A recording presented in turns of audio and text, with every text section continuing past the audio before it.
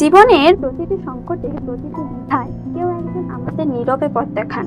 তিনি হলেন শ্রীকৃষ্ণ। আজ আমরা শুনবো তার সেই অমোঘ বাণী, যা হৃদয়কে আলোড়িত করে, জীবনকে নতুন আলো দেখায়।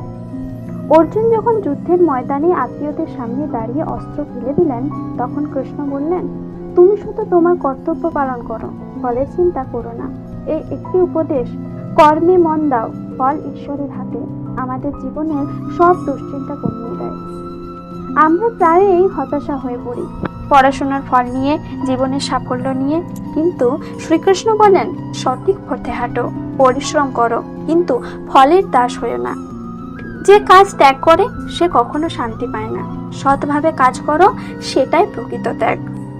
কৃষ্ণের আর একটি উপদেশ, আত্মা কখনো মরে না। তোমার ভয়, দুঃখ সব কেবল দেহের ভ্রান্তি।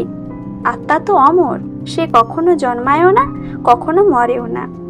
তিনি বললেন, শান্ত হতে হলে নিজেকে জানো, নিজের ভেতরের আলোকে খুঁজে পাও।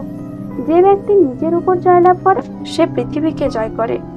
শ্রীকৃষ্ণ আমাদের শেখান, ভয় নয় বিশ্বাস, দুঃখ নয় ধৈর্য, আশা নয় আত্মবিশ্বাস।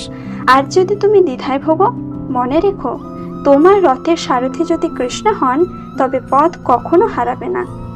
এরকম আরো শ্রীমদ্ ভগবত কথা ও শ্রীকৃষ্ণের উপদেশ শুনতে আমাদের চ্যানেলটিকে ফলো করুন।